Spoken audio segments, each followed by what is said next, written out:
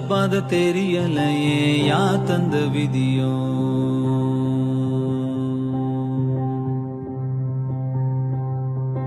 தூரத்தில் வரும் வெளிச்சம் எல்லாம் நீ செல்லும் வழியோ.